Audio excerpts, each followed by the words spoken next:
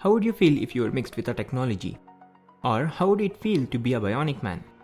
How would you feel to experience the colors beyond the scope of a normal human perception? Would you feel amazed to operate doors and lights just by moving your hand? All this is possible if you decide to become a cyborg. A cyborg is a fictional or hypothetical person whose physical abilities are extended beyond the normal human limitations by mechanical elements built into the body. There is a small difference between a cyborg and a bionic man. A cyborg is able to give us feelings through our extended senses, whereas a bionic man is not capable of feeling things through his technology. Around the world there are many cyborgs who are leading their life just like us. In this video we have discussed few of them. Neil Harbisson.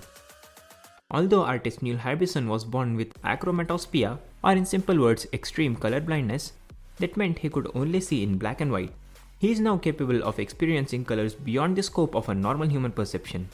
Are you wondering how is this possible? Harbisson is equipped with a specialized electronic eye, or a eyeborg, which renders perceived colors as sound on the musical scale. In other words, his device allows him to hear color.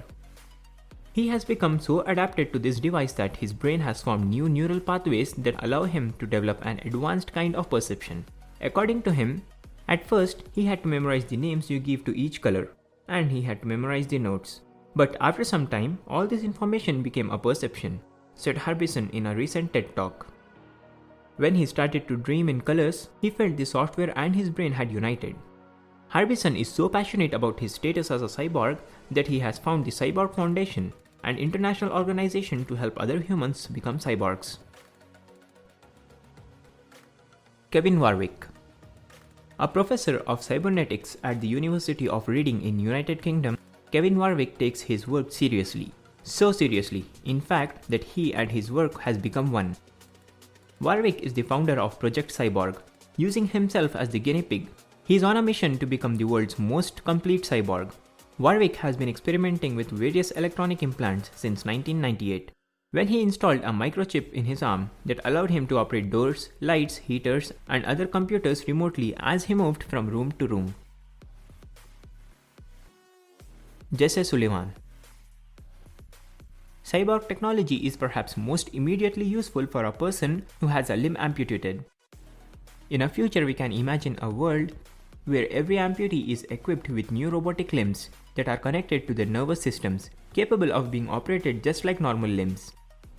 Jesse Sullivan is a pioneer in this respect. He effectively became one of the world's first cyborg when he was equipped with a bionic limb connected through a nerve muscle graft. Not only can Sullivan control his new limb with his mind, he can also feel hot, cold, and the amount of pressure his grip is applying. Jane Snowman.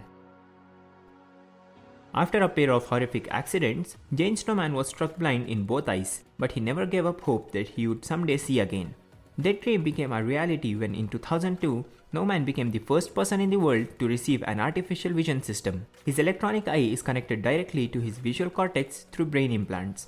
Unlike with other cyborg implants, which translates visual information into another sense such as sound or touch, Snowman actually sees the world. Though it has its limit, he can only vaguely see lines and shapes. His vision has been technically restored. Looking to the future, it's possible to imagine artificial vision systems that allow users to see in wavelengths beyond normal human perception. Perhaps someday after the inevitable cyborg takeover, we might also be able to see in infrared. Nigel Eklund. After losing part of his arm during an accident at work, Nigel Eklund got an upgrade. His incredible advanced robotic prosthetic might be the closest thing to the Terminators that exists today.